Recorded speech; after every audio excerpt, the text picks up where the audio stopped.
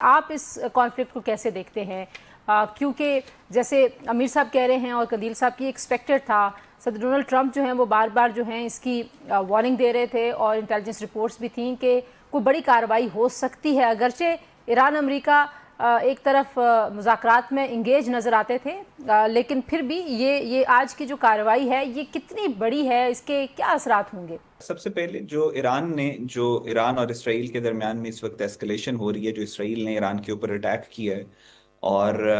وہ جو اٹیک ہے اس کو آپ کو لارجر کانٹیکس اور ہسٹوریکل کانٹیکس میں دیکھنا بہت ضروری ہے۔ اسرائیل کا کلیئر آبجیکٹو رہا ہے، جب سے اسرائیل بنا ہے، ایون بننے سے پہلے سے بھی، تھیوڈور ہرزل کے زمانے سے، یعنی 1895 سے لے کر اسرائیل کا ایک گریٹر اسرائیل کا کانسیپٹ اور ایجنڈا رہا ہے، اور یہ پروجیکٹ گریٹر اسرائیل کو آفیشیلی اسرائیل نے 1984 میں اپنی فورن پالیسی کا حصہ بنایا، اوڈٹ یینون پلان کے تحت۔ اور اس یینون پلان کا جو 84 کا ڈاکیومنٹ تھا، اس میں باقاعدہ طور پہ لکھا ہوا تھا کہ ہم نے سیریا کو بھی چھوٹی چھوٹی کیوٹک پاکٹس میں تبدیل کرنا ہے، اور ہم نے ایران کے اوپر بھی قبضہ کرنے کے لیے ایران کو بھی ہم نے ڈس انٹیگریٹ کرنا ہے۔ یہ اس وقت جو آپ دیکھ رہے ہیں، اسرائیل کیونکہ بہت ہائپر وینٹیلیٹڈ طریقے سے، اسپیشلی پچھلے 3 ایک سال سے، گریٹر اسرائیل کے پروجیکٹ کو اچیو کرنے کے لیے باولا ہو چکا ہے۔ غزہ کے اندر جو جینوسائیڈ ہو رہا ہے، جو سیریا کے اندر اس نے جو حکومت کو ڈسمینٹل کیا، ریاست کو سیریا کی ڈسمینٹل کیا، اور پھر اس کے بعد لیبیا، لیبنن کے اندر، پورے مڈل ایسٹ کے اندر جس طریقے سے اسرائیل ایک دہشت گردی کروا رہا ہے، تو یہ کلیئر جو ایران کے ساتھ ہو رہا ہے وہ واضح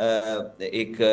اشارہ ہے کہ اسرائیل گریٹر اسرائیل کے پلان کو اچیو کرنے کے لیے اب ایران کو ڈس انٹیگریٹ اور تباہ کرنے کی کوشش کر رہا ہے، اور اس کو اسی کانٹیکسٹ کے اندر دیکھنا چاہیے۔ اور جہاں تک خطے میں کشیدگی کا تعلق ہے، تو جی یہ جو اس دفعہ اسرائیل نے ایران کے اوپر اٹیک کیا ہے، ان کے جو سینئر آرمی لیڈرشپ ہے اس کو ٹارگٹ کیا گیا ہے، اور پھر جو ان کی نیوکلیئر فیسلٹیز ہیں اس کو ٹارگٹ کیا گیا، یہ شاید اب تک کی سب سے بڑی ایسکلیشن ہے، اور اس کے بعد خطے میں کشیدگی زیادہ ہوگی، کم نہیں جی، ہوگی۔ سب سے بڑی ایسکلیشن بھی ہے، لیکن ظاہر ہے جو ممکنہ اب رد عمل ہو سکتا ہے، پہلے حسن اگر آپ بتا دیں، احمد حسن صاحب، کہ جو ایران کا ممکنہ رد عمل ہے اس پہ ظاہر ہے دو طرح کی رائے ہیں، کچھ لوگ کہتے ہیں کہ ریسٹین شو کرے گا ایران، آپ کو کیا لگتا ہے کہ ایران جو ہے وہ اگر کارروائی نہیں کرے گا جوابی، اور اسرائیل کے حملے جیسے ہم بات کر رہے ہیں، اس وقت بھی خبریں آ رہی ہیں کہ اسرائیل تو مزید کرے گا حملے، نیتن یاہو نے بڑا واضح طور پر کہا کہ تب تک حملے رہیں گے جب تک تھریٹ جو ایلیمینیٹ نہیں ہو جاتا؟ دیکھیں، ابھی تو Iran it's too early to say anything about Iran's retaliation. جو ڈرونز انہوں نے بھیجے اس کے بارے میں رپورٹس یہ آ رہی ہیں، کنفرم نہیں ہے لیکن رپورٹس یہ آ رہی ہیں کہ وہ شاید جارڈن سے آگے نہیں جا سکے، اور بیلسٹک مسلز اگر لانچ کیے ہیں ایران نے، وہ اسرائیل میں کہاں پہ جا کے ہٹ کرتے ہیں، کن شہروں کو ہٹ کرتے ہیں، ڈٹر کرنے میں کامیاب ہوتے ہیں یا نہیں، ان کے ٹارگٹس کیا ہیں۔ یہ بہت سارے ابھی کوسچن مارکس ہیں ایران کے رسپانس کو لیے۔ ایران کی ریٹیلیشن اگر سوئفٹ ہوگی، پاورفل ہوگی، ایک سیٹ پرنسپل ہے انٹرنیشنل ریلیشنز کا، وار کا،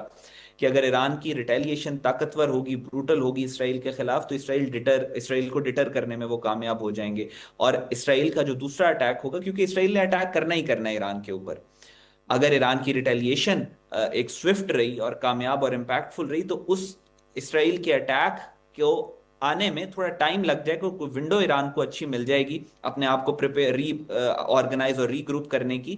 لیکن وہ سارا کچھ ڈیپینڈنٹ ہے ایران کی ریٹیلیشن پہ اور ایران کے اٹیک کے اوپر، جس کے بارے میں ابھی it's too early to comment on it. امریکہ کا جو کردار ہے احمد حسن صاحب، اس کو آپ کس طرح سے دیکھتے ہیں؟ کیونکہ انہوں نے تو کہہ دیا ہمیں پیشگی معلوم نہیں تھا، لیکن اب صدر ٹرمپ نے تو ٹویٹ کر دی، اور بڑا واضح طور پر لگتا ہے کہ ان کے کانسنٹ سے، ان کی مرضی سے، ان کی سپورٹ سے ہوا یہ سارا حملہ۔ دیکھیں، امریکہ کا یہی کہنا ہے کہ اسرائیل نے امریکہ کو نہیں انفارم کیا، اٹس اے یونیلیٹرل اسٹرائک،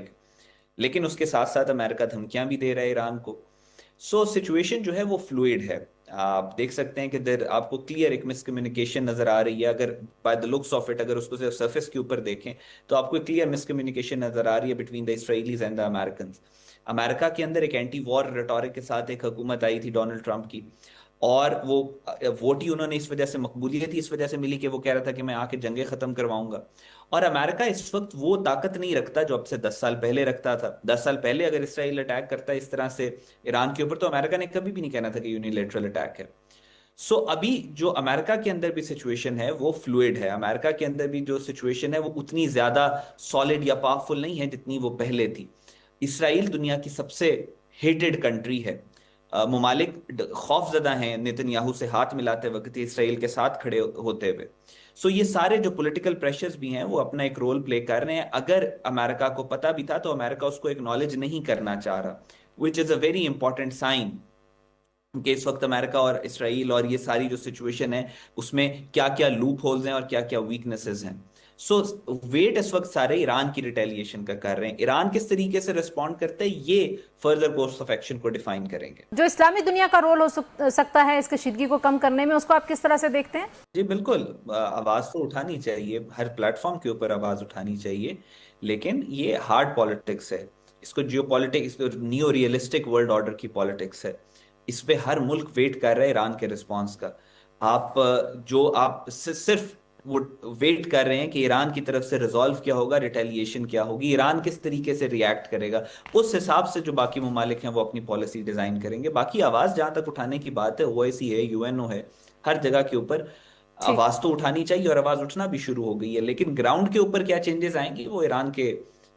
جو ایکشنز ہیں وہ ڈیسائیڈ کریں گے.